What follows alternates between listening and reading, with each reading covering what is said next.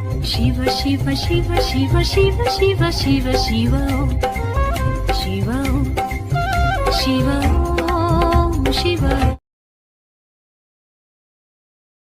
காலபுருஷ தத்துவஞானி மதுரை திரு doctor P.A. Ponnaiya சுவாமி அவர்களை பேசுமாறு அன்போடு அழைக்கின்றோம். இவரை பற்றி ஒரு 2 நிமிஷம்.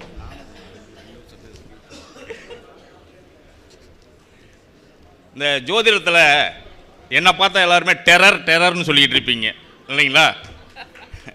அந்த மாதிரி ஒருத்தர் தான் இவரும் பொன்னையாசாமிகளும். பலாப்பழம் மாதிரி உள்ளே இருக்கக்கூடிய சொல்ல அவ்வளோ இனிமையாக இருக்கு இல்லைங்களா? அந்த மாதிரி ஒருத்தர். அவர்கிட்ட நாங்கள் கிளாஸ் கற்றுக்கிறப்போ டெரராக தான் சொல்லி கொடுப்பாரு, ஆனால் ரொம்ப இனிமையாக புரியும். நான்லாம் நின்றுக்கிட்டே தூங்கிக்கிட்டு இருப்பேன் அவர் கிளாஸ் அட்டன் பண்ணுறப்போ. சாக் பீஸால் அடிப்பார், இருந்தாலும் எப்பவும் மாதிரியே தூங்கிக்கிட்டே கேட்குற பழக்கம் உண்டு இல்லைங்களா? தூங்கிக்கிட்டே கேட்டு பழகிட்டு இருப்போம். அவர் சொல்லக்கூடிய விஷயங்கள் ஒன்று ஒன்று பொக்கிஷமானவை. இன்றைக்கும் ஒரு சந்தேகம்னு சொல்லி கூப்பிட்டு கேட்டாலும் அடுத்த நிமிஷம் சொல்லுவார். அவ்வளவு. கோட்டை சிவசுவரன் சார் சொல்லும்பொழுது அன்பானவர்னு சொல்லி சொன்னேன். அவர் கொஞ்சம் கடுமையானவர், ஆனால் உள்ளுக்குள்ளே அன்பாக இருக்கக்கூடியவர். அவ்வளோ விஷயங்கள். கேபி அப்படின்னு சொல்லி சொன்னால் அவ்வளோ அருமையாக அற்புதமாக நடத்துவார். நாங்கள் 2003, 2004, 2005, 2007 விழா நடத்தும் போதே அவரை சிறப்பித்து பேசணும்னு நினச்சேன். அன்றைக்கி நான் அந்த மாதிரி ஓடிக்கிட்டே இருந்ததுனால அவரை பற்றி பேச முடியாத சூழ்நிலைகள். திரு கோட்டை சிவசுப்ரமணியாவே அன்றைக்கி நான் பேச முடியாத சூழ்நிலைகள். இன்றைக்கி எப்படியாவது இவங்க 2 பற்றி மேடையில் பேசின்னு சொல்லிட்டு ஒரு இது இருந்துச்சு. இன்றைக்கி பேச வேண்டிய ஒரு சூழ்நிலைகளை சொல்கிறோம். கேபி படித்து பாருங்கள், அவ்வளோ அற்புதமாக இருக்கும். அதோடு சேர்த்து அந்த காலபுஸ்தகத்தை சொல்லி எப்படி இயக்கணும் அப்படின்னு சொல்லி தருவார். அந்த விஷயங்கள் ரொம்ப அற்புதமாக சொல்லி தருவார். அதில் சூட்சமங்கள் என்ன அப்படின்னு சொல்லி சொன்னால் நாம் அவர் கூடவே பயணிக்கணும், அது முக்கியம். இப்போ நாங்கள் அவங்கக்கிட்ட கற்றுக்கிட்டு இருக்கிறப்பெல்லாம் ஸ்டேஜில் படிச்சுட்டு போவோம். அந்த பிரேக்கில் ஜாதகம் பார்க்கறதுக்கு மற்றவங்க வருவாங்க, அவர் கூடவே உட்காந்துருப்போம். அவர் எடுக்கிறது எப்படி எடுக்கிறார் அப்படின்னு சொல்லி பார்ப்போம். அப்போவே லேப்டாப் வச்சு தான் எடுத்துக்கிட்டு இருப்பாங்க. அந்த லேப்டாப்பில் எப்படி சாஃப்ட்வேர் வச்சு எடுக்கிறாங்க அப்படின்னு சொல்லிட்டு பார்த்துக்கிட்டு இருப்போம், கவனிச்சிக்கிட்டு இருப்போம். பயணிக்கிறப்ப தான் அந்த சூட்சங்களை நாம் அறிய முடியும். அப்போ எப்படி எடுத்தீங்க அப்படின்னு சொல்லி கேட்டால் அவங்க சொல்லி தருவாங்க. அந்த நிமிஷம் கிளாஸில் நாம் கற்றுக்கிறது வேறு, அவங்களோட பயணிக்கிறது வேறு. அந்த பயணிக்கக்கூடிய அனுபவம் அப்படின்னு சொல்லக்கூடியது இருக்கு இல்லைங்களா? அது ரொம்ப ரொம்ப இனிமையானதாக இருக்கும். இன்றைக்கி ஒரு விஷயம் சந்தேகம் அப்படின்னு சொல்லி வரும்பொழுது அந்த இடத்துல உட்காந்துக்கிறப்ப ப்ராக்டிக்கலாக அந்த ஜாதகருக்கு அவங்க எப்படி சொல்கிறாங்க அப்படிங்கிறத நம்ம கற்றுக்க முடியும். அந்த விஷயத்தை நாங்கள் அவங்க கூட இருந்தே கற்றுக்கிட்டோம், எல்லாத்து கூடவும். இதில் ஒரு வேடிக்கை என்ன அப்படின்னா, இன்றைய வரைக்கும் நான் கற்றுக்கிட்ட ஒவ்வொரு குருநாதர்களுமே எனக்கு வாய்த்தவர்கள். எங்களுக்கு என்ன தேவையோ அதை கொடுத்துருக்காங்க.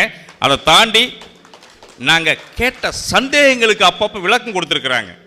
இன்றைக்கி நாங்கள் உங்ககிட்ட இவ்வளோ விஷயங்களை சொல்கிறோம்னா அதுக்கு காரணம் நாங்கள் அல்ல, அவங்க கொடுத்த அறிவுரைகளும் அவங்க கொடுத்த சொற்களும் தான் நாங்கள் உங்ககிட்ட கொடுத்துக்கிட்டு இருக்கோம். அப்போது படிப்பு அப்படின்னு சொல்லக்கூடியது ரொம்ப ரொம்ப ரொம்ப முக்கியம். அதை விட கற்றலை விட கேட்டல் அப்படிங்கிறது ரொம்ப ரொம்ப முக்கியம். இப்போ அவங்க உட்கார வச்சு பேசுகிறப்ப பக்கத்தில் நம்ம உட்காந்து ஒரு ஓரமாக உட்காந்து அவங்க கவனிக்கணும், அவங்க எப்படி சொல்கிறாங்க, எந்த மாதிரி விஷயத்தை ஃபாலோ பண்ணுறாங்க அப்படின்னு சொல்லி. இந்த நிமிஷத்தில் என்ன பண்ணினாங்க அப்படின்னு சொல்லி அவங்க எடுக்கணும். அதில் கேபியில் அழகாக பிரசனத்தை கையாளுவார் அவர். ஓகேங்களா? இப்போ நான் கேரளா அஷ்டமங்கல பிரசனம், தேவ பிரசனம் கற்றுக்கிட்டாலும் கூட அன்றைய காலகட்டங்களிலே தான் அவங்களையும் கூப்பிட்டு நாங்கள் ஃபங்க்ஷன் பண்ணியிருந்தோம், கிளாஸ் எடுக்க வச்சு ஃபங்க்ஷன் பண்ணியிருந்தோம். அந்த காலகட்டங்களில் எல்லாத்தையும் அந்த காலகட்டங்களில் நாங்கள் இவருக்கு கற்றுக்கிட்ட கேபி, நான் கேரளாவில் கற்றுக்கிட்ட பிரசன்னம், அஷ்டமங்கல தேவ பிரசன்னம், இதை எல்லாத்தையும் சேர்த்து மிங்கிள் பண்ணி நாங்கள் ஒரு ஸ்டைலில் எடுத்து வச்சுருக்கிறோம். அந்த ஸ்டைல் தான் நாங்கள் கற்றுக்கிட்டு நாங்கள் பண்ணிக்கிட்டு இருக்கக்கூடியது. இது எல்லாத்தையும் மிங்கிள் பண்ணி ஒரு விஷயத்தை போட்டு வச்சுருப்போம்.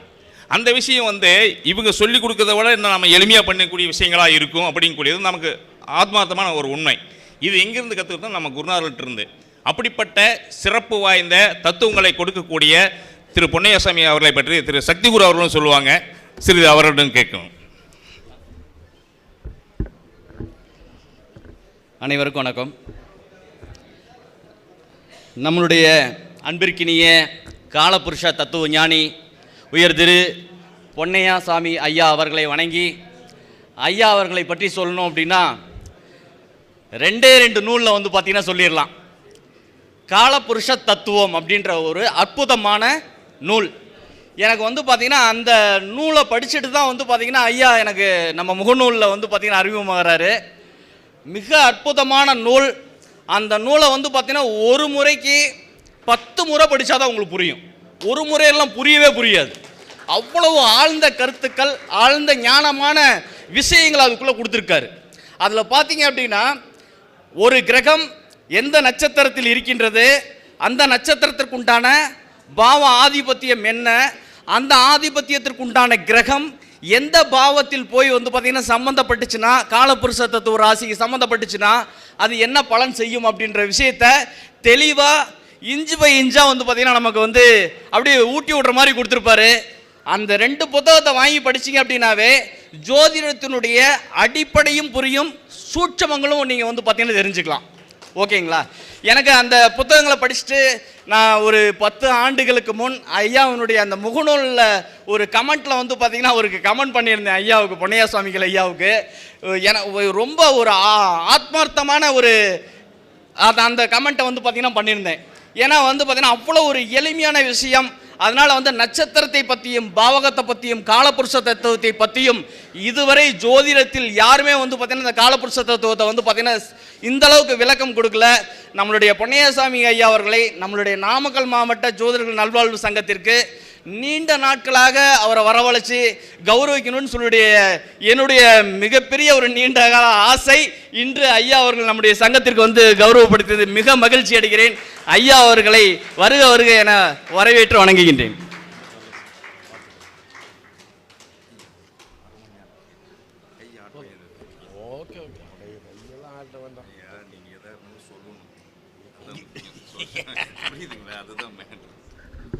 கைட்டு போதுமா?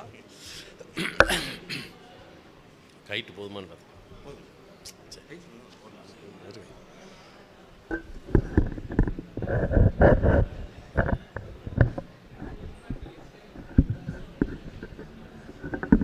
ஓகே.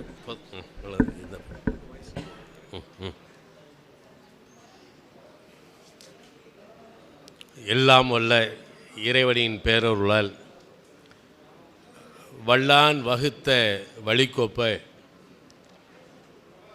இந்த அரங்கிலே வீற்றிருக்கக்கூடிய எனது அருமை சகோதர சகோதரிகளே, நாமக்கல் ஜோதிடர் நல்வாழ்வு சங்கத்தினுடைய நிர்வாகிகளே, இந்த விழாவை மிக சிறப்பாக நடத்தி கொண்டிருக்கக்கூடிய எனது அருமை சகோதரர் சக்தி குரு அவர்களே, தென்னரசு அவர்களே, மேடையிலே அமர்ந்திருக்கக்கூடிய ஜோதிட மாமேதைகளே, உங்கள் அனைவருடைய பாதார விந்தங்களை நான் வணங்கும் வளநாட்டு சித்தர் சாது சோமர சுவாமிகளுடைய திருவடிகளை வணங்கி என் வணக்கத்தை தெரிவித்துக் கொள்கின்றேன். இப்போ தென்னரசும் சக்தியும் பல விஷயத்தை இங்கே சொன்னாங்க. அந்த நேரத்தில் அதாவது நீண்ட காலத்திற்கு முன்பு, அதாவது ஜோதிடத்தில் எல்லாரும் பாடம் எடுக்கிறதுக்கு முன்பு மதுரை ஜோதிட ஆராய்ச்சி மையத்தில் தான் வெரி ஃபஸ்ட்டு இன்ஸ்டியூட்டுன்னு நாங்கள் ஆரம்பித்தோம். அதாவது ஜோதிடம் சொல்லித்தர்றதுக்கு மாணவர்களை உருவாக்கணும். 1993 நான் நினைக்கிறேன். ஏன்னா நீண்ட நெடுங்காலமாக இந்த நம்ம பாரம்பரிய ஜோதிடத்தெல்லாம் ஆய்வு செய்து நான் தொழில்முறை ஜோதிடனாக வந்ததே 90 தான். அதுக்கு முன்னாடி கிட்டத்தட்ட ஒரு 10 வருஷம் எங்கெங்கெல்லாம் பெரியவங்க இருக்காங்களோ அங்கேயெல்லாம் போய் அவங்க எப்படி இந்த ஜோதிடத்தை சொல்கிறாங்க, இந்த ஜோதிடத்தில் இருக்கக்கூடிய விளக்கம் என்ன, அவங்களுக்கும் அவங்க எப்படி இந்த ஜோதிடத்தை எடுத்து சொல்கிற பாங்கு, அப்படி ஒரு 10 ஆண்டு காலம் வந்து பெரியவங்களெல்லாம் போய் பார்த்து அவங்களுடைய ஆசீர்வாதத்தை வாங்கி நூல்களை பல திரட்டி நூல்களை ஆய்வு செய்து அதில் நமக்கு எதெல்லாம் ஒத்து வருது, எதெல்லாம் சரியாக வருது, இல்லை எதெல்லாம் வந்து நமக்கு சந்தேகம் வருதுன்னு சொல்லி பார்த்து அதுக்கு மேலே இதில் நான் ஒன்று சொல்லுவேன். எப்படின்னா, நீங்கள் எந்த அளவுக்கு ஆர்வமாக இந்த ஜோதிடத்தை கையில் எடுக்கிறீங்களோ அந்த அளவுக்கு கலைமகள் உங்களுக்கு சகல வழியும் காட்டுவாள். இதுதான் உண்மையான விஷயம். உங்களுடைய ஆர்வம் தான் இதில் முக்கியம். வேறு என்னமோ நான்லாம் பெரிய படித்து அப்படி வந்தேன் இப்படி வந்தேன், அதெல்லாம் ஒரு வெங்காயமும் கிடையாது. இன்னமும் இந்த மேடையில் யாராவது ஒரு வார்த்தை நமக்கு ஏதாவது சொல்லிட மாட்டாங்களா அப்படின்ற ஒரு ஏக்கத்தோடவே உட்காந்துருப்பேன். எல்லார் பேச்சையும் நான் வந்து ரொம்ப ஆர்வமாக கேட்பேன். இப்போ அந்த காலத்துலேருந்து பார்த்தீங்கன்னா நான் எல்லா மேடைகளையுமே இப்போல்லாம் ரொம்ப சாந்தமாயிட்டேன். அப்போ என்னுடைய பேச்செல்லாம் வேறு மாதிரி இருக்கும், ரொம்ப போல்ட்டாக பேசுவேன். ஆனால் என்னோட தான் பயணிச்சுக்கிட்டு இருக்கிறாரு. அந்த காலத்தில் ஞான சிந்தாமணியில் 1994 95 ஞான சிந்தாமணி ஆசிரியர் தயானந்தலால் ஜோதி அவர் தான் நான் இந்த மாதிரியெல்லாம் வர்றதுக்கு என்னை அறிமுகப்படுத்தினது. அவர் தான் அவர் கருத்தரங்கத்தை என்னை கூட்டிகிட்டு போனார். அவரை கூப்பிட்டு ஏதோ அவருக்கு ஏதோ தெரிஞ்சிருக்கேன், எனக்கு லெட்ரு போட்டு மாநாட்டில் கலந்துக்குங்கன்னு சொல்லி ஒரு இன்விடேஷன் அனுப்பினார். அங்கே பேச்சுக்கெல்லாம் இல்லை, அழைச்சார், போனோம். அந்த இடத்துல ஒரு வம்பு நடந்து போச்சு.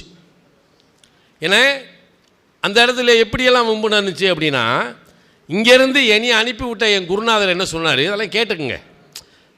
எனக்கு ஒரு அரை மணி நேரம் கொடுத்துருக்குறாங்க, அதுக்குள்ளே வந்து இந்த 5ஆம் பாவத்தை பற்றி முடிக்க முடியுமான்னு பார்க்குறேன். ஆனாலும் ஒரு விஷயங்கள்லாம் நீங்கள் தெரிஞ்சுக்கணும். இந்த விஷயத்தெல்லாம் வந்து பெரியசாமி விட்டால் அடித்து பேசுவார். குமாரசாமியத்தை எடுத்து பேசுங்கண்ணே அப்படின்னா சரி, நிறைய ஹின்ஸ் கையில் கொடுத்துட்டு போயிடுவார். உண்மையிலே மிகச்சிறந்த அறிவாளி. அதாவது கேபி சிஸ்டத்தில் நான் எடுத்து ஆய்வு பண்ணி அதை பாரம்பரியத்தோடு சேர்த்து இணைச்சி கொடுக்குறதுக்கு வரும்போது இவர் வெறும் குமாரசாமியத்தை வச்சு நோயின் தன்மையை எடுத்து பேசும்போது பார்த்தீங்கன்னா, அப்போ 249 சப்டிவிஷனுக்கும் நோயின் தன்மை எழுதி வச்சுருக்கோம். இந்த நோய் தான் வரும், இந்த கிரகம் இந்த இடத்துல உட்காந்தா இந்த நோய் தான், இதுக்கு மாற்றமே கிடையாது. ஸ்கேன் என்ன ஸ்கேனு, போய் எடுத்துட்டு வா, நான் சொல்கிறது தவறுனா ஏன்ட்ட வா அப்படின்னு ஆணித்தரமாக சொல்லக்கூடியவங்க. இன்னர் பார்ட், உனக்கு பிராஸ்டேட் கிளாண்டில் தான் பிரச்சனை, போய் பாரு. கர்ப்பப்பைனா கர்ப்பப்பையை சுற்றி உனக்கு என்ன பிரச்சனை, இல்லை கால் பிளாடரில் என்ன பிரச்சனை.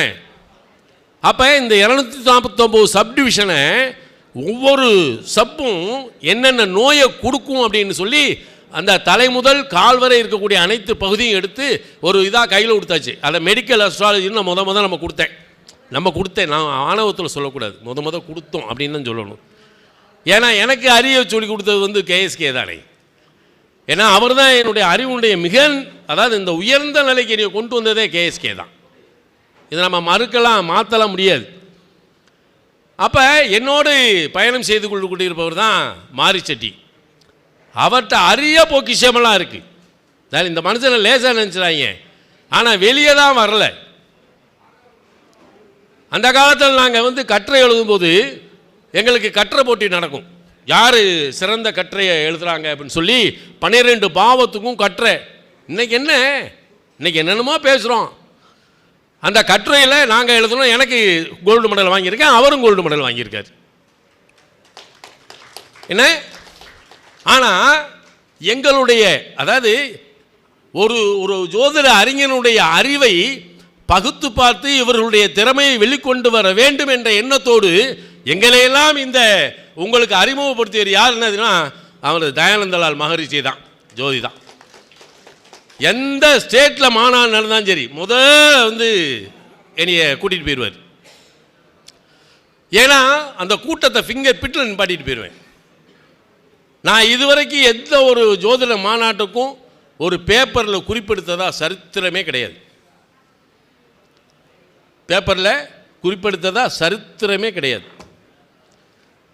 ஆனால்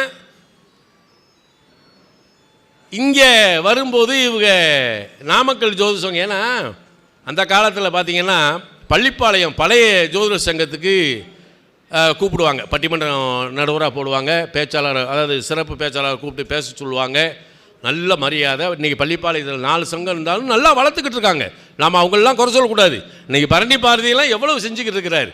நாமக்கல் பக்கம் ஒரு பக்கம் ஜோதிடத்தை போட்டு நல்ல ஜோதிட சங்கத்தை வளர்த்துக்கிட்டு இருக்காங்க. இவங்களுக்கெல்லாம் உண்மையிலேயே நாமக்கல் ஆஞ்சநேயருடைய அருக்கடாட்சம் இருக்கோ இல்லையோ, அன்னை மீனாட்சியினுடைய அருக்கடாட்சம் உங்களுக்கு பரிபூர்ணமாக உண்டு.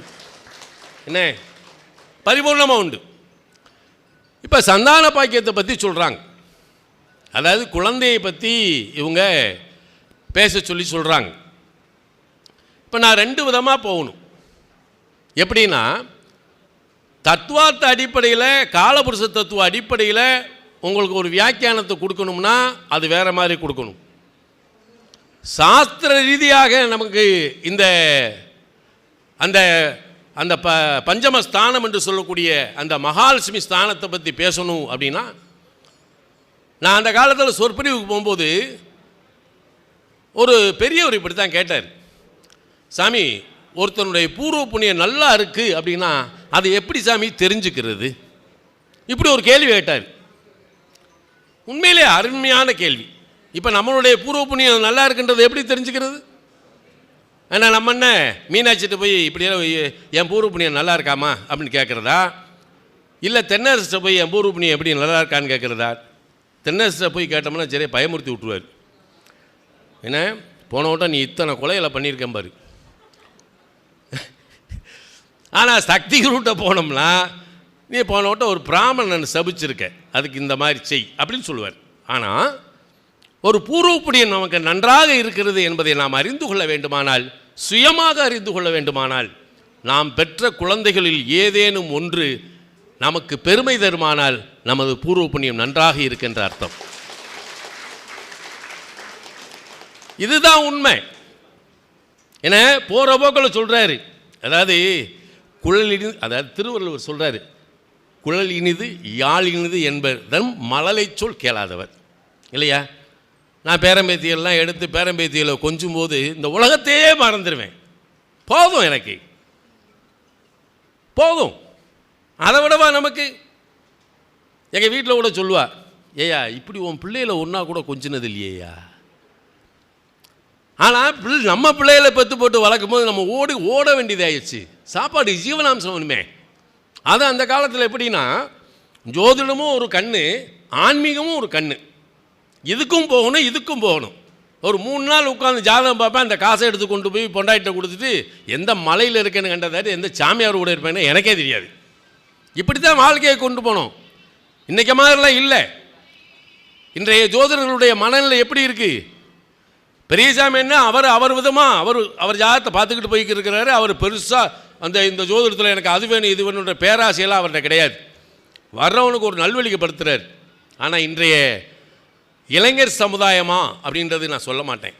ஆனால் இன்றைக்கு வரக்கூடிய ஜோதிடர்களுடைய எண்ணமும் செயலும் மாறுபட்ட நோக்கோடு இருக்கிறது என்பதை நாம் கொஞ்சம் உத்து பார்க்கணும். இந்த மேடையில் இதை பேசுகிறதுக்கு எனக்கு உரிமை இருக்கு. ஆனால் இருக்குது, உரிமை இருக்குது. ஏன் அப்படின்னா, பொருளாசையோடு இந்த ஜோதிடத்துக்குள் புகுந்தவர்கள் நிறைய பேர் இருக்காங்க. இதை நாம் புரிஞ்சுக்கணும். கோட்டையூர் சுப்பிரமணியமெல்லாம் அவர் அந்த காலத்தில் இருக்கார். இன்றைக்கு வரைக்கும் இந்த ஜோதிடத்தில் எனக்கு இந்த பிரமாண்டமான இதை கொடுத்துருச்சு, இதை கொடுக்குது, இது கொடுக்கும் அப்படின்ற நிலையில் இல்லை. அவருடைய அறிவை அவர் பயன்படுத்திக்க வந்தார். இன்றைக்கு வரைக்கும் அவர் அதிலேருந்து மாறவே கிடையாது. இந்த மனுஷன் அவரை பாராட்டணும். அப்படி பார்த்தா இன்றைக்கி அவர் பெரிய எத்தனையோ மாளிகை கட்டியிருக்கலாம், பென்ஸ் காரில் வரலாம், எப்படியோ வரலாமே. அண்ணா அழகாக சொன்னாங்க, குமாரசாமி நூல் பழைய நூலெல்லாம் குப்பனு, அது இல்லாமல் நீ வந்தியா?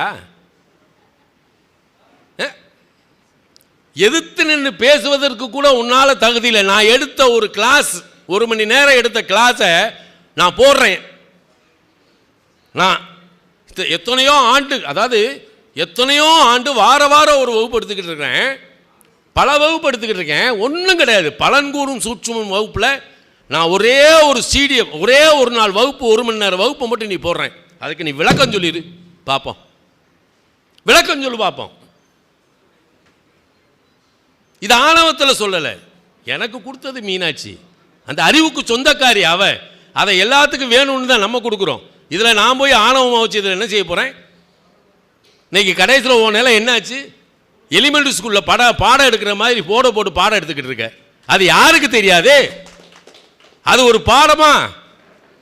வா இறங்கு, ஒரு கிரகத்தை தூக்கி போடு, ஒரே ஒத்த கிரகத்தை இந்த 12 கட்டத்தில் எங்க வேணாலும் போடு, பேசுவோம். வா. பைத்தியக்காரை. நான் என்ற ஆணவம் வரவே கூடாது. ஒரு காலகட்டத்தில் பொன்னையா ஸ்டேஜில் உட்கார்ந்துருக்கான பேச்சாளர்களே அங்கே பேச முடியாது. அப்படியே என்ன சொல்ல போறானோன்னு சொல்லி அப்படியே நிற்பாங்க. இப்படி ஒரு திரும்பினா நின்றுவாங்க. ஆனால் அதே சிறந்த அறிவாளிகள் அதே மேடையில் நான் பாராட்டி அவனை வெளியே காட்டி கொண்டு போயிடுவேன். அப்படிப்பட்டவர் தான் நம்ம. சிறந்த அறிவாளிகள் நம்ம பார்த்துக்கணும். நமக்கு தேவை என்ன? நம்ம இங்கே வரங்க, நம்ம தொண்டு செய்வோம் சாமி. நவக்கிரகம் நமக்கு செய்கிறத செய்யும். நமக்கு பட்னியே போடாது. இதுக்கு சாட்சி நான் தான், வேற யாரும் கிடையாதுங்க. என்ன சரி போகட்டும். இப்போ பஞ்சபூத நம்ம சொல்ல சப்ஜெக்டுக்குள்ளே வரும். இதுக்குள்ளே போயாச்சுன்னா எமோஷன் ஆகி நான் எங்கே போய் என்ன இது தேவையா? வயசான காலத்தில் அமைதியாக இருக்கணும், வம்பு தும்புக்கெல்லாம் போகக்கூடாது. சரியா? சரி. இப்போ புலிப்பாணியை பற்றி பேசணுன்னாலும் சரி, அல்லது குமாரசாமியத்தில் கேட்கணுன்னாலும் சரி, பழனிசாமி அண்ணன் பெரியசாமி அண்ணன் வாய்ப்பாடாக கொண்டு வந்துடுவார். நமக்கு வாய்ப்பாடெல்லாம் பாட தெரியாது. ஆனால் உண்மையை சொல்லணும்ல, ஆனால் எல்லா நூல்களும் படிச்சிருக்கேன். என்கிட்ட எல்லா கிரந்தமும் இருக்குது. எல்லா கிரந்தமும் என்கிட்ட சங்கராச்சாரியார் ஜோதிடத்திலிருந்து நிறைய அதில் எடுத்து வச்சுருக்கிறேன். ஆனால் இது என்ன அப்படின்னா, எனக்கு கொஞ்சம் இப்போ அலைச்சல் ஜாஸ்தி ஆயிடுச்சு. நேற்று தான் சென்னையிலேருந்து வந்தேன். வந்த உடனே கொஞ்சம் உடல்நிலை நம்மளும் பார்க்கணும்ல, வந்துட்டு கொஞ்சம் ஓய்வு. இன்னைக்கு காலையில் தான் அங்கேருந்து கிளம்ப முடிஞ்சிச்சு. இருந்தாலும் நிறைய தேங்க்யூ நிறைய நம்ம உங்களுக்கு கொடுக்கணும், சப்ஜெக்டை கொடுக்கணும். நம்ம எப்படி கொடுக்குறது அப்படின்னு பார்ப்போம். இல்லை ஷார்ட் அண்ட் ஸ்வீட்டாக உங்களுக்கு, ஏன்னா இப்போயே ஓடிப்போச்சு. நான் பேசுனதிலே 1/4 மணி நேரம் ஓடிப்போச்சு. அதுக்கப்புறம் ஒரு 1/4 மணி நேரத்தில் தென்னரசி பாரு, நம்மளும் பசிக்கும் சாப்பிடுவோம்ல. சரியா? இப்போ அவங்க இதெல்லாம் இவர் சொல்லுவார், புலிப்பாணி தான் சொல்லிட்டு போயிருக்காரு. பாரப்பா இன்னும் ஒரு புதுமைகள், பால்மதியும் பரமுகுருவும் ஏழில் நிற்க அப்படின்னு சொல்லி போட்டு, தீரப்பா ஜென்மனுக்கு வேட்டவில்லை செந்திருமால் தேவியுமே விலகி நிற்பாள் அப்படின்னு இவரை சொன்னோம்னா அந்த பாட்டை முழுசாக சொல்லுவார். ஆனால் அவங்க என்ன சொல்லியிருக்காங்க, சந்திரனும் குருவும் ஏழில் நின்றால் பிறந்தவர்களுக்கு புத்திர பாக்கியம் இல்லை அப்படின்னு ஒரு சப்ஜெக்ட் சொல்கிறாங்க. இதில் நீட்டாக கிரந்தத்தில் அவங்க கிரந்த கர்த்தாக்கள் என்ன சொல்லியிருக்கிறாங்க, இதுக்கு என்ன தீர்வு, பிறப்பினுடைய நிலை எப்படி. அதாவது நாம் இயல்பாக நம்ம ஒரு குழந்தையை பெற்றுக்கணும். இன்றைக்கி குழந்தை இல்லாதவங்க இன்ஃபர்டிலிட்டி இல்லை எவ்வளோ ஹாஸ்பிட்டல் எவ்வளோ ஆகிப்போச்சு பார்த்தீங்களா? இதுக்கு என்ன காரணன்றீங்க? இப்போ ஒரு ஜாதகத்தை எடுத்தோடனே நம்ம அதில் என்னென்னா, இதுக்கு திருமணம் இருக்குது இல்லைன்னு சொல்ல தெரியணும். கல்யாணம் 2ஆம் திருமணம் இருக்குதுன்னு அறுதிட்டு சொல்ல தெரியணும். இந்த பயந்துக்கிட்டு செல்லாம் சொல்லப்படாது. சரி, குழந்தை இருக்குது இல்லை, இதை எப்படி நம்ம அறிஞ்சிக்கிறது? ஈஸிவே, இதை போட்டு ரிஸ்க்கெலாம் எடுத்துக்கூடாது. ஆனால் அவங்க என்ன சொல்கிறாங்க, அந்த காலத்தில் ஒரு பெரிய தர்க்கமே நடந்துச்சு. எப்படின்னா, ஒரு இடத்துல குருராம் சப்பையா ஒரு வார்த்தையை விட்டுப்பட்டார். இந்த சாரபுத்திரர் அப்படின்னு சொல்லக்கூடியது, அதாவது அந்த தகப்பனுக்கு பிறக்காத குழந்தை அப்படின்றத பற்றி ஒரு சப்ஜெக்ட் ஓடிடுச்சு. இது பஞ்சாயத்து, பெரிய பஞ்சாயத்தாக போய் நின்றுச்சு. அப்புறம் அதை போய் நான் தான் சாந்தப்படுத்தி சமாதானப்படுத்தி எல்லாத்தையும் கிளியர் பண்ணோம். அதுக்கப்புறம் இன்றைக்கி வரைக்கும் அந்த சப்ஜெக்ட் இல்லை, நம்ம அதை எடுக்கக்கூடாது. ஆனால் நமக்கு பிறக்கக்கூடிய குழந்தைகள் எப்படிப்பட்ட குழந்தைகளாக இருக்கும் அப்படின்ற ஒரு ஷார்ட் ஸ்வீட். இன்னொன்று என்னென்னா, சுவிகார புத்திரன் அப்படின்னு ஒன்று இருக்குது இல்லையா? இந்த 3 தான், இந்த 3 நிலைகள் தான்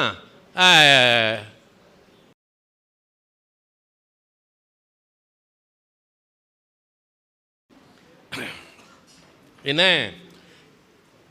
இந்த 3 நிலைகள் தான் குழந்தையினுடைய நிலையை நாம் பார்க்கணும். சரியா? இதில் இதுக்குள்ளே நிறைய சொல்கிறாங்க. இப்போ குழந்தை பிறக்கணும் அப்படின்னா முதல் லக்கணத்துக்கு என்ன தகுதி இருக்குதுன்னு தீர்மானிக்கணும். இந்த லக்கணத்துக்கு குழந்தை பெற்றுக்கொள்ளக்கூடிய தகுதி இருக்கா, இதை நம்ம தூக்கணும். சரியா? சரி, வாழ்க்கை துணைன்னு வரக்கூடியவளுக்கு அவளுக்கு அந்த இது இருக்கணுமா இல்லையா? அப்போ மனைவிக்கும் பெற்றுக்கொள்ளக்கூடிய தகுதி இருக்கா அப்படின்னு லேசாக நம்ம எடுத்துக்கிடணும். சரி, இந்த குழந்தை பிறப்பு அப்படின்றது எந்த காலத்தில் அவங்களுக்கு குழந்தை, இப்போ நம்ம கல்யாணம் முடித்தோடனே, இப்போ எங்கள் வீட்டிலலாம் அப்படி தான் ஆகிப்போச்சு. எனக்கு கல்யாணத்தை முடித்தோடனே 1 வருஷம் ஆச்சு. நான் கொஞ்சம் அப்படி இப்படின்னு வேலையில் இருந்தேன்னா எங்கள் அப்பத்தா கூப்பிட்டு சொல்லிச்சு, தம்பி நம்ம வம்சத்தில் கல்யாணம் முடித்தோடனே குழந்தை பிறந்துடும், அதனால் இவ்வளோ லேட் ஆயிடுச்சு, இவ்வளோ தீர்த்துட்டு இன்னொரு கல்யாணம் பண்ணுவோம் மாட்டுருச்சு. எனக்கு தூக்கி வாரி போட்டுச்சு. என்னடா சண்டாளத்தன்மை, ஒரு பொம்பளை பிள்ளை வாழ்க்கையை இப்படி பாழாக்குறீங்க. ஏன்னா அவங்கெல்லாம் பழமைவாதிகள் தானே, வம்ச விருத்தின்னு ஒன்று இருக்குது. என்ன ஆமாம், எங்கள் அப்பாலாம் எங்கள் அம்மாவை எங்கே கொண்டு வந்தார் தெரியுமா?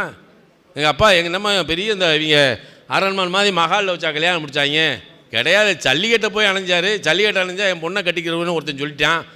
என்ன ஜல்லிக்கட்டை பிடிச்சி நிப்பாட்டினார். எங்கள் அம்மாவை தூக்கி 7 வண்டியில் சரக்கோடு வந்து இறக்கிட்டாங்க. எப்படி இருக்கும்? இப்படித்தான் நான் எங்கள் அப்பா கதையை கேட்டீங்கன்னா பெரியது. ஆனால் எங்கள் அப்பா தான் மிகப்பெரிய சித்த வைத்தியர்.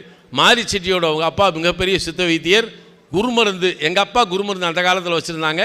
அதே மாதிரி குருமருந்து மாரி செட்டியோட அவங்க அப்பா வச்சுருந்தாங்க. ஏன்னா இந்த இடத்துல நம்ம அதை சொல்லிக்கிடணும். ஒரு உறவு அப்படின்றதுல ஒரு சந்தோஷம் எனக்கு. எங்கள் அப்பா பெரியது, எங்கள் தாத்தா பெரிய வைத்தியர். ஏதோ மரபு வந்துட்டோம். சரியா? இப்போ அவங்க ஒரு முக்கியமான ஒரு விதியை சொல்கிறாங்க. எப்படின்னா, சனிக்கு 7ல் புதன் அப்படின்னு ஒரு விஷயத்தையும், சந்திரனுக்கு 7ல் சூரியன், அதாவது குழந்தை இல்லாததுக்கு ஒரு காரணத்தை சொல்கிறாங்க. அந்த சூரியனை செவ்வாய் பார்த்தாரானால் புத்திர பாக்கியம் இல்லைன்னு சொல்கிறான். சந்திரனுக்கு 7ல் புதன்,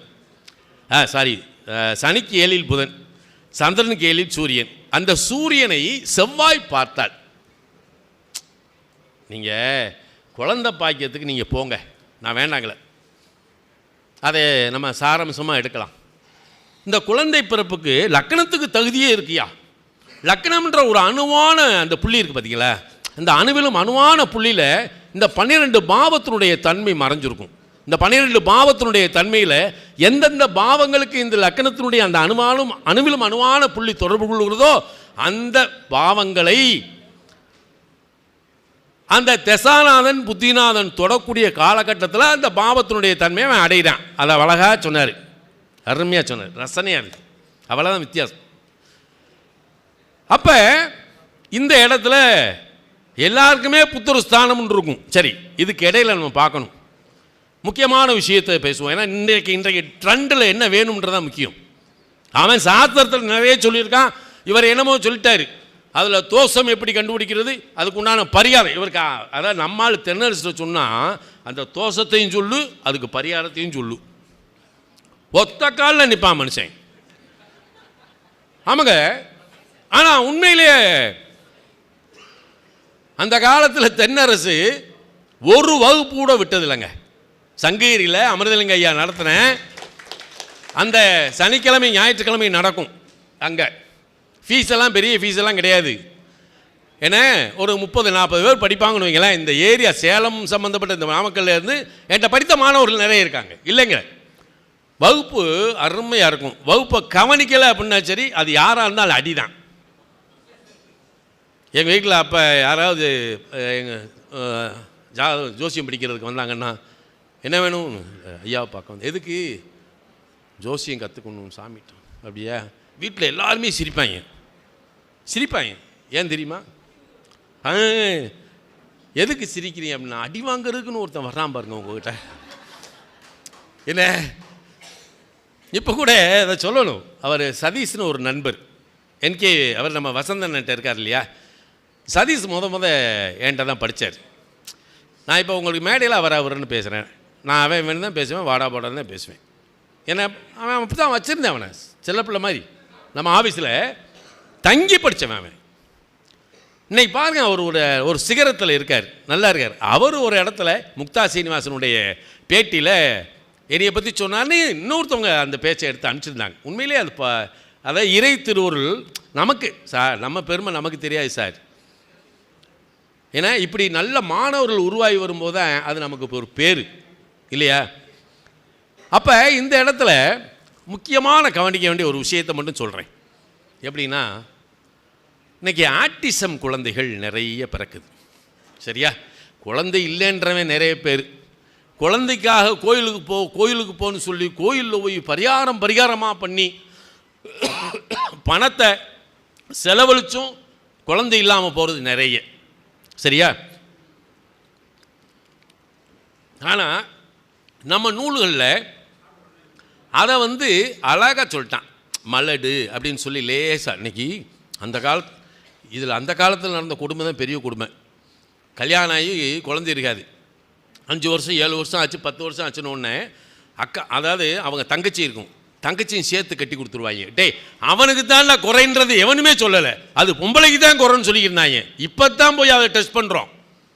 2 பேர்த்துமே குழந்தை இல்லைன்னு சொன்ன உடனே இதை விதின்னு தான் சொன்னாங்க. ஆம்பளைய குறையே சொல்லலை அந்த காலத்தில், நான் சிறுபிள்ளையா இருந்த காலகட்டத்தில். ஆனால் இன்னைக்கு மாமனே 2 பேரும் டெஸ்ட் பண்ணு, யாருக்கு இல்லை, இவனுக்கு மொட்டிலிட்டியும் கிடையாது, இதுவும் கிடையாது. எத்தனை ஜாதகம் இதில். இந்த ஆட்டிசம் குழந்தைகள் பிறக்கிறதுக்காக ஏன் பிறக்குதுன்னு சொல்லி ஒரு ஆய்வு பண்ணேன். அதில் மனித தேகத்தில் வந்து சுத்தமான ரத்தம் 60 சொட்டு ரத்தம் 1 சொட்டு விந்தாக மாறுகிறது. நீங்கள் பியூர் பிளட் இதை வந்து அந்த இதில் பார்த்தீங்கன்னா தெரியும். அப்போ அந்த விந்து நாதம் அப்படின்னு சொல்கிறான். சுக்லமும் சுரோனிதமும் அப்படின்னு சொல்கிறான். அப்போ சுக்கிரனுக்கு இவன் எந்த நம்ம நவக்கிரகத்தில் யாரை கொடுத்துருக்கான் காரகமா? சுக்கிரத்துக்கு யார் காரகம்? அவர் தான் காரகன். இப்போ அவர் ஒரு நல்ல நிலையில் இருந்தார்னா சுக்கிரத்தினுடைய தன்மை நன்றாக இருக்கிறது. எப்படி அர்ஜுனனுக்கு அபிமன்யு பிறக்கும்போது கருவறையிலேயே கிருஷ்ணன் பாடம் எடுத்து அந்த சக்கராவியூகத்தில் உள்ளே போனவனு வெளியே வராமல் அவன் கொண்டு விட்டாங்கல்ல, இதெல்லாம் நினச்சி பார்க்கணும். அப்போ கருவறைக்குள்ளும் ஒரு ரகசியம் நடந்து கொண்டு இருக்கிறது. இந்த கருவறை ரகசியத்தை எடுத்தேன்னா நான் ரொம்ப நேரம் ஆயிரும், இதில் வேண்டாம். ஏன்னா கருவறைக்குள்ளே என்ன நிகழ்வு நடக்குன்னு நமக்கு தெரியும்ல. அதுக்குள்ளே போகும்போது கூட அந்த 272 நாட்களுக்கு பின்பு அந்த குருவின் நிலை வரும்போது அந்த பிண்டத்திற்கு அது வரைக்கும் அது ஒரு சந்த பிண்டமாக இருக்குது. அந்த இருதயத்தை இயக்குகின்ற அந்த பிரகஸ்பதி தொட்டு பார்க்கக்கூடிய நாளை வந்து கணிதத்தில் கொண்டு போய் பார்த்தோம். நீ கருவறையிலேருந்து வெளியே வந்தவனா தொப்புல கட் பண்ணவனாடா டைம் எழுதுற, கருவறைக்குள்ளேயே ஒரு விதியை தீர்மானிக்கிறானே. அப்போ அந்த கணிதத்துக்கு போகணும். அப்போ அந்த கணிதத்துக்கு போகணும்னா சூரியனும் சந்திரனும் சேர்க்கை ஆகணும். ஏன்னா தாய் தகப்பன் சேர்ந்த நாள்னு ஒன்று இருக்கு இல்லையா, அந்த நாளை போகணும். அப்போ அந்த நாளுக்கு போய் அதை எடுத்து இவங்க இந்த வம்சத்தில் இப்படித்தான் வந்திருக்காங்கன்னு சொல்லி அதை எடுத்து அதையும் தூக்கி ஓரமாக போட்டாச்சு, அதை ஓரம் கட்டியாச்சு.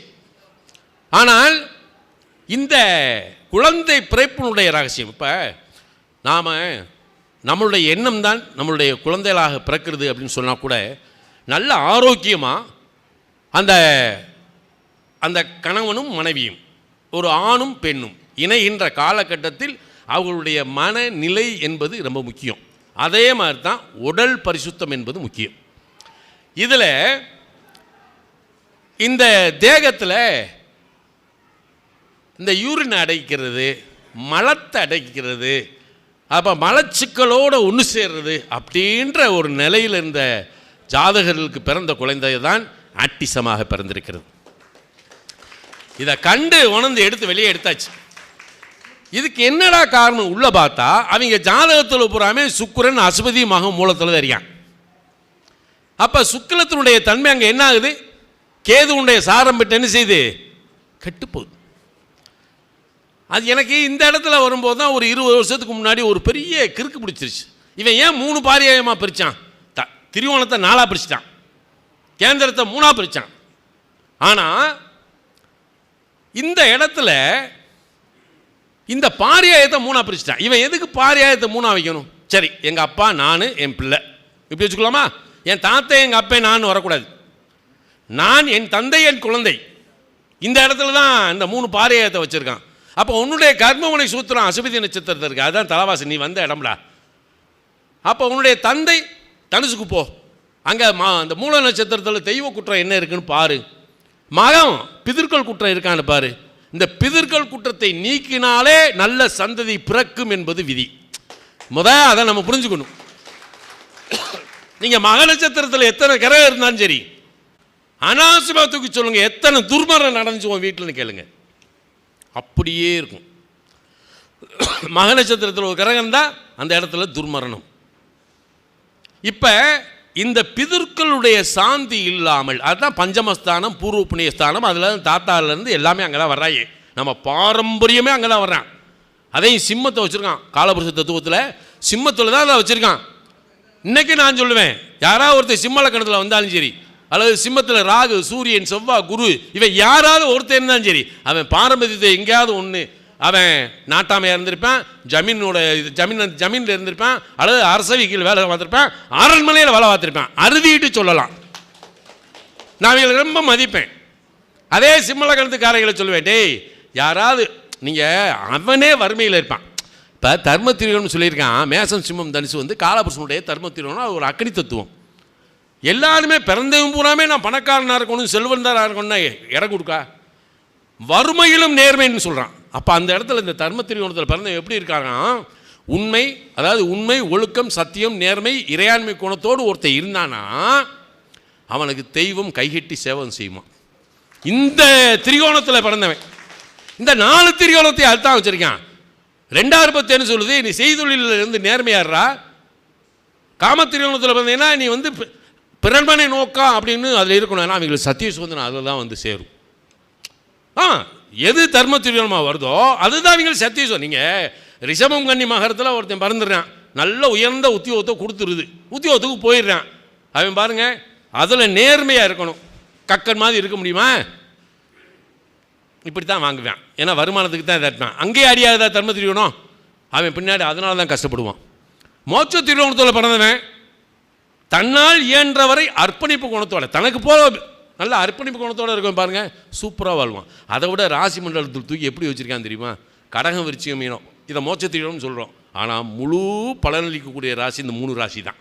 மற்றது ஊராமே அறகுறை தான். நீங்கள் பாருங்களேன், நீங்கள் அந்த காலத்தில் முடிஞ்சா ஒரு 10 நிமிஷம் எடுத்துக்கேன். 5 நிமிஷமா முடிச்சிடலாமா? இதெல்லாம் முடிக்கல. சரி இதெல்லாம் போச்சு. சரி ஒரு 10 நிமிஷம் எடுத்துக்கலாம், முடிச்சு. சரியா? என்ன போயிடுச்சு, அதான் டைம் போச்சு. சரியா? அப்போ இதில் நிறைய உங்களுக்கு இதெல்லாம் இந்த சுவிகார புத்தர் எப்படி, அவுரசன்னா என்ன, சேத்திரஜன்னா என்ன, 8 விதமான அந்த பிறப்பினுடைய இது வந்து பிறப்பை, அதாவது அவுருஷபுத்திரன் நமக்கு இயற்கையாக பிறக்கக்கூடிய குழந்தை, சாரபுத்திரன், அதே மாதிரி ஸ்வீகாரபுத்திரன், இதெல்லாம் எடுத்து இதுக்கு வந்து ஆண்களுக்கு என்ன சொல்கிறான், கிரகதோஷம், தேவசாபம், சத்ருசாபம், விஷ்ணு சாபம், ஸ்திரி சாபம், சர்ப்பசாபம், பிரம்மசாபம், இந்த சாபத்தை ஆண்களுக்கு கொடுக்குறான். ஆனால் பெண்களுக்கு என்ன கொடுக்குறான், சர்ப்ப சேசித்தல் அப்படின்னு ஒன்று இருக்குது. அதாவது கற்பப்பை சார்ந்த இந்த இந்திரிய நீர்த்தல், பரிவேஷம், என்ன கிருமி கூபம், கிருமி கற்பப்பையில் கிருமி வீசுறது, ஏன்னா அதுக்கப்புறம் வந்து புழுவினால் கற்பநாசமாகக்கூடிய ஒரு விஷயத்தை அதை சொல்கிறான். கற்பஸ்ராவம் அப்படின்னு சொல்லி மரித்து பிறத்தல் அப்படின்ற குழந்தையெல்லாம் மறுத்து பிறப்பீர்கள் இல்லையா, இதெல்லாம் ஒரு பக்கம். இந்த இடத்துல வந்து குரு சாபம், சர்ப்பசாபம், அதாவது இந்த பூனையை கொள்வது குழந்தை பிறப்பு இல்லாமல் ஆக்குது சாமி. பூனையை கொண்டவங்களுக்கு குழந்தை இல்லை, அதை வந்து சாஸ்திரத்தில் சொல்லியிருக்காங்க. அதை ஒரு இதாக சொல்கிறாங்க. சரி, அதாவது செவ்வாய் வந்து 5 குடையவராய் 7 குடையவர் சேர்க்க, இதெல்லாம் வந்து கிரகத்தினுடைய இது போவோம். இப்போ இது ஒன்று பார்ப்போம். அப்போ சுக்லத்தினுடைய தன்மை இந்த அஸ்பதி மகம் மூலத்தில் இருக்குது அப்படின்னா நாம் அவனை எச்சரிக்கணும். டேய் மலச்சிக்கல் இல்லாமல் பார்த்துக்குங்கடா. சரியா? ஒரு காலத்தில் ரிஷபலக்கணம்னு வரும். இப்போ சந்தியில் நிற்கும், இவன் ரிஷபமா மிதுனமா அப்படின்னு ஒரு கேள்வி வந்துடும் நமக்கு. அந்த காலத்தில் இப்போ சொல்லக்கூடாது. ரிஷபலக்கணத்தில் பிறந்தவங்க, என்னப்பா அவங்க கூட பிறந்தவங்க 7-8 பேரா அப்படின்னு கேட்டால் அவன் ஆமாம் சார் அப்படின்னா ரிஷபலக்கணம் டிக் பண்ணிடணும். இல்லை சார் நாங்கள் 2 பேர் தான் இருக்கோம்னா ஓரமாக மிதுன லக்கணத்தை ஒதுக்கணும். ஏன்னா 3ஆம் இடம் பலகால் ராசி. சரியா? 3ஆம் இடம் பலகால் ராசி. இப்போ இதில் இந்த பரிகாரமெல்லாம் சந்தான தீபியில் நிறைய பரிகாரம் கொடுத்துருக்குறாங்க அவங்கெல்லாம். அதெல்லாம் நம்ம செய்ய வேண்டாம். நான் வந்து ஒரு இதாக சொல்கிறேன், ஒரு சில விஷயத்தை மட்டும் கொஞ்சம் அப்படி உங்களுக்கு நீங்கள் ஆய்வு பண்ணுறது மாதிரி ஒரு விஷயத்தை தர்றேன், நீங்கள் ஆய்வு பண்ணிக்கோங்க. சரியா? சரி. இப்போ ராசி சக்கரத்தையும் நவாம்ச சக்கரத்தையும் நம்ம முன்னோர்கள் பக்கத்தில் வச்சு பாருன்னு சொல்லியிருக்கான். நம்ம வேறு வர்க்க சக்கரம் நிறைய இருக்குது, நம்ம எதையுமே தொடலை. இதில் வந்து ராசி நவாம்சம் இப்படின்னு வச்சுக்கிட்டான். நான் இதில் கொஞ்சம் மேலே போய் என்ன செய்வேன், துவாதசாம்சத்தையும் நான் கையில் வச்சுக்கிடுவேன். துவாதசாம்சத்தை கொஞ்சம் ஆய்வு பண்ணிங்கன்னா அதுக்குள்ளே பல விஷயங்கள் அதில் கிடைக்கும். நீங்கள் அதை கையில் வச்சுக்கலாம். இந்த துவாதசாம்ச சக்கரத்தை சீரடி பத்ததின்னு சொல்லி 99 ஒன்று வெளியிட்டேன். அதில் அப்படியே கிடக்கு, வெளியிடலை. நட்சத்திரத்துடைய சூட்சும நட்சத்திரம், உன்னை இயக்கக்கூடிய சூட்சும நட்சத்திரம் எதுன்னு சொல்லி ஒன்று எடுத்தேன். அதுக்கும் ஒரு சாஃப்ட்வேர் போட்டோம், அதை தூக்கி ஓரம் கட்டியாச்சு. நட்சத்திர சித்தாந்தம் அப்படின்னு சொல்லி ஒரு சின்ன லேசாக ஒருத்தருக்கு சொல்லி கொடுத்தேன். ஒரு 5 பேருக்கு கிளாஸ் எடுத்தேன். அவன் பெரிய வியாபாரியாகவே கொண்டு போயிட்டாங்க. இப்போ அவன் போடுறாங்க நட்சத்திர சித்தாந்தம் அப்படின்னு சொல்லி. இப்படி ஆகிப்போச்சு பூரா. இப்போ நாம் இதெல்லாம் இல்லை. நம்மளுடைய லக்னம் வந்து நல்லா இருக்கணும். என்ன லக்னம் நல்லா இருக்கணும். 12 ராசியை வச்சுக்கோங்க. இதில் நெருப்பு, நிலம், காற்று, ஜலம், என்ன ஆகாய தத்துவம் வந்து இருக்கிறது பூச நட்சத்திரத்தில் மட்டும்தான். எல்லாம் சேர்ந்து ஆகாயம் ஆகாது. ஆகாய தத்துவம் இருக்க ஒரே நட்சத்திரம் எதுனா பூச நட்சத்திரம். ஏன்னா அங்கே தான் பிரகஸ்பதியும் சனியும் ஒன்று கூடுற இடம் இல்லையா? அதை வந்து தனியாக வச்சுக்கிடுவோம். இப்போ நம்ம லக்னாதிபதி நவாம்சத்தில் நின்ற வீட்டதிபதி இருக்கார் இல்லையா, அவர் ராசி சக்கரத்தில் எப்படி இருக்காருன்னு பாருங்கள். சரியா? லக்னாதிபதி நவாம்சத்தில் நின்ற வீட்டதிபதி ராசி சக்கரத்தில் காலபுருஷனுடைய தர்ம திருவோணத்தில் இருக்காரா, அர்த்த திருவோணத்தில் இருக்காரா, மோட்ச திருவோணத்தில் இருக்காரா, இதை பார்த்துக்கிட்டு மெயினாக என்ன பார்க்கணும், அவர் செவ்வாய்க்கு 10 சூரியனுக்கு 9 குருவுக்கு 5 9 இருந்தால் அவனுக்கு இந்த பிரபஞ்சத்தில் சகலமும் கொடுத்தாக வேண்டும் என்பது விதி. சரியா? இதை கொஞ்சம் அப்படின்னு அனலைஸ் பண்ணுங்க. நீங்கள் இந்த டிக்கை மட்டும் நீங்கள் கொண்டு போயிட்டீங்கன்னு வைங்களேன், இது ஒரு விதி போதும். இந்த விதியை மட்டும் நீங்கள் தூக்குங்க. லக்னாதிபதி நவாம்சத்தில் நின்ற வீட்டதிபதி ராசி சக்கரத்தில் ஸ்பெசிஃபிக்காக என்னென்னா எந்த கட்டத்தில் இருக்கான்னு பார்க்கணும். அந்த கட்டத்துக்கு தகுந்த காலபுருஷ தத்துவ ரீதியான, இப்போ ஒரு துலாத்திலே போய் உட்காரலான்னு வைங்களேன், லக்னாதிபதி நவாம்சத்தில் நின்ற வீட்டதிபதி ராசி சக்கரத்தில் போய் இதில் கிரக காரகத்துவம் நம்ம எடுத்துக்கொள்ளணும். சரியா? அவர் என்ன கிரக காரகம் அப்படின்னு எடுத்து அது காலபுருஷனுக்கு 7 உட்காந்துருக்கிறார். இவனுக்கு கல்யாணம் முடிச்சதுக்கு முன்னாடி தான் வாழ்க்கையே ஆரம்பிக்கும். ஊருக்கு உபகாரியாக தான் இருப்பான். ஏன்னா வாழ்க்கையில் சிரமங்கள் இருந்தாலும் அதாவது பிற்கால வாழ்க்கை இருக்குது பார்த்தியாங்களா, அது பெரிய ஆள் ஆயிடுவான். அதில் மிகப்பெரிய ஒரு உன்னதமான நிலையை கொடுத்துரும். சக்கரத்தை இப்படி கொண்டு போங்க. இப்படி ஒவ்வொன்றையும் நம்ம வந்து தூக்கலாம். இப்போ ஒரு சிம்மலக்கண ஜாதகம், மிருகசீரிட நட்சத்திரம், அவன் மிருகசீர நட்சத்திரத்தில் பிறந்துறான். ஜென்ம லக்கணத்திற்கும் ஜென்ம நட்சத்திரத்துக்கும் உள்ள தொடர்பை வச்சு தான் நீங்கள் பலன் பேசணும். அதை நான் அப்போ ஓப்பன் பண்ணேன், அதை வச்சு ஒருத்தன் நல்லாவே இருக்கான். இப்போ அதை தெளிவாக நீங்கள் புரிஞ்சுக்கணும். சிம்ம லக்கணத்துக்கு செவ்வாய் யார்? 4 9 கூடையவர். சரியா? அவன் செவ்வாயோட நட்சத்திரம் தானே பிறந்திருக்கான். செவ்வாய் பாக்கியாதிபதி, தகப்பன் ஸ்தானாதிபதி தானே. அப்போ இவனுக்கு என்ன சொல்கிறான், எதுக்குடா அந்த பூமிக்கு வந்த அப்படின்னா, தன் தந்தையின் நிலையிலிருந்து தன் உடன் பிறந்தோருக்கு தன்னை அர்ப்பணிக்க வேண்டும் என்பது விதி. அதற்காகத்தான் இவன் வந்திருக்கான். இவனுக்கு அடிச்சு போட்டாலும் முதல் தாரணம் தங்காது.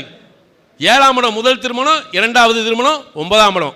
இப்போ இவனுக்கு அடிச்சே சொல்லலாம், உனக்கு 2ஆம் திருமணம் தாண்டா, ஃபர்ஸ்ட் மேரேஜ் கிடையாது. இப்போ இங்கே தான் ஒரு விஷயத்தை இருக்கும். இந்த 4ஆம் இடமும் 9ஆம் இடமும் சுகபாக்கியாதிபதி நம்ம அருமையாக சொல்லுவோம். தாய் தகப்பை இருக்கிற வரைக்கும் அவன் எந்த சோபத்தை அனுபவிக்கவே முடியாது. காரணம் தெரியுமா? அது காலபுருஷனுக்கு 1 8. காலபுருஷனுக்கு 1 8 எந்த அனுபவத்தை அனுபவிக்க முடியாது. ஆனால் இப்படிப்பட்ட ஜாதகர்களுக்கு தான் குழந்தை இல்லை. குழந்தை இல்லை. நீங்கள் ஆய்வு பண்ணும்போது இந்த மாதிரி ஷார்ட் அண்ட் ஸ்வீட்டாக கொண்டு போகும். ஒரு துலாலக்கணத்து பிள்ளை புரட்டாதி நட்சத்திரத்தில் பிறந்துடுறா. குரு 6 கூடையவர் 2 சனி சாரம். சனி பஞ்சமாதிபதி, சுக பஞ்சமாதிபதி. என்னம்மா வேலை பார்க்குறியா? வேலை பார்க்குறேன். சரி, கல்யாணம் முடிஞ்சு குழந்தை இருக்கா? இருக்குது. புருஷனோட இல்லை இல்லை. ஏன்னா அவர் 6 கூட வந்து குரு திருமணத்தை மறுக்கிறார். ஆனால் குரு சனிசாரம் பட்டு பஞ்சமாதிபதி சனிட்டே இவளுக்கு குழந்தைய கொடுத்தானும்டா, அப்போ கல்யாணத்தை முடி, குழந்தைய பத்துக்கோ, புருஷனை வெளியேற்றிரு. அந்த பையனை வச்சு வைராக்கியமாக வாழ்ந்துக்கிட்டு இருக்கா. அப்போ அவளுக்கு திருமண வாழ்க்கை எங்கே இல்லை. அவள் கிடைக்கக்கூடிய வருமானத்தை வச்சு தன் குழந்தையோடு நல்லாவே இருக்கா. இன்னொரு திருமணம் பண்ணிக்கிறவன் எனக்கு தேவையில்லை. எப்படி? அப்படி இந்த மாதிரி நம்ம ஒரு சின்ன விஷயத்தை அழகாக கொண்டு போகணும். இந்த குழந்தை பிறப்புக்கு நான் சொல்கிறது என்னென்னா, இனிமேல் எந்த ஒரு சூழல்லையும் எந்த ஒரு நம்ம பார்வைக்கு யாருக்கும் ஆக்டிசம் குழந்தைகள் வந்துடக்கூடாது. இன்றைக்கி அதுக்காக நான் சில வைத்தியர்களையெல்லாம் யாரெல்லாம் இருக்காங்களோ அத்தனையும் பார்த்து அதில் தெளிவானவனையெல்லாம் கையில் வச்சுருக்கேன். ஏன்னா உடனே அட்வைஸ் பண்ணுவேன், இங்கே போங்க, இந்த வழிபாட்டை செஞ்சுட்டு போ. வழிபாடு இல்லாமல் ஒருபோதும் எந்த மருந்தும் வேகாது. நல்லா புரிஞ்சுக்குங்க. வழிபாட்டை சொல்லி வைத்தியம் பாருங்கள், சக்ஸஸ் ஆகும். ஏன்னா அதனால் சுக்கிரத்தினுடைய தன்மை, ஏன் சுக்கிரன் நீச்சமாக இருந்தால் குழந்தையா பிறக்காமல் இருக்குது? பிறக்கு. ஏன் 5ல் குரு நல்லா கவனிக்கிற ஒரே ஒரு விஷயம், 5ல் குரு, ராகு, சனி யார் வேணா இருக்கட்டும், நம்ம போய் டக்குன்னு குழந்தைகள்னு சொல்லக்கூடாது. இப்போ 5ல் கேது இருக்குது, நம்ம வீராப்பா சொல்லலாம், என்னங்க அஞ்சலில் கேது இருந்தால் குழந்தை இல்லைன்னு சொன்னியே, எனக்கு குழந்தை இருக்கல. டே மவனே, அவனை தத்து கொடுத்து வாங்கடா. என்னைக்கு இருந்தாலும் பஞ்சமத்தில் இருக்க கேது அவனை கவாத்து பண்ணத்தான் செய்வேன். அதில் மாற்றமே வராது. அப்போ நம்ம தான் சுதாரிக்கணும். மிதுன லக்கணத்துக்கு 5ஆம் இடம் காலபுருஷனுடைய 7ஆம் இடம். டேய், அவன் வளர்ந்து வரக்கூடிய காலத்தில் ரொம்ப சிரமப்படுவான், தத்து கொடுத்து வாங்கிக்கோ. கடக லக்கணத்துக்கு 5ஆம் இடம் காலபுருஷனுக்கு 8ஆம் இடம். முதல் பழியே முதல் குழந்தை தான். யாருக்கு? கடக லக்கணத்துக்காரங்க முதல் பழி முதல் குழந்தை. அவன் எத்தனை குழந்தை பெற்றுக்கிறாலும் அவ்வளோக்கு ஆயுள் பலம் கூடும். ஆனால் அவன் பலிகடை ஆகிறதுக்கு அவன் நல்லா இருக்கிறதுக்கு முதல் குழந்தை பலிகடை ஆயிரும். இதெல்லாம் ரொம்ப கவனிக்கணும். 5ஆம் இடத்தினுடைய தன்மை யார் யார்? சிம்ம லக்கணத்துக்கு பஞ்சம அட்டமாதிபதி குரு, கும்ப லக்கணத்துக்கு பஞ்சம அட்டமாதிபதி புதன். இந்த 2 குழந்தைகளுமே குழந்தை பிறக்கும். குழந்தையை தத்து கொடுத்து வாங்க சொல்லிடுங்க. அந்த குழந்தை நல்லா இருக்கும், ஈஸியாக போகும். நம்ம வழிகாட்டுறதானே. அவன் நல்லா இருந்தால் நம்ம நல்லா இருக்க போகிறோம். அப்படி தானே? அவன் அழகாக போய் சொல்லுவான், இந்த சாமிகிட்ட போனேன், எனக்கு நல்லா இருந்துச்சு, அது சொன்னால் போதும். அதையும் குறை சொல்கிற வரைக்கும் சரியா என்ன? அதையும் குறை சொல்கிற வரைக்கும்.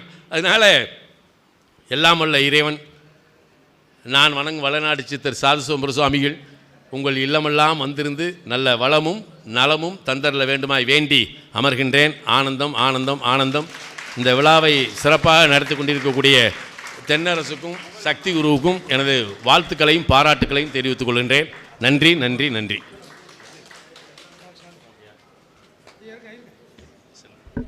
திரு பொன்னையசாமி அவர்களுக்கு நன்றி.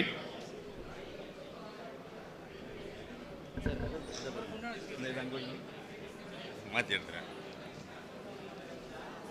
இந்தம்மா கேமரா. ஐயா வரங்கய்யா. திரு பொன்னையாசாமி அவர்களுக்கு ஜோதிஷ காலபுருஷ தத்துவஞானி என்று விருது வழங்கி கௌரவிக்கப்படுகிறது.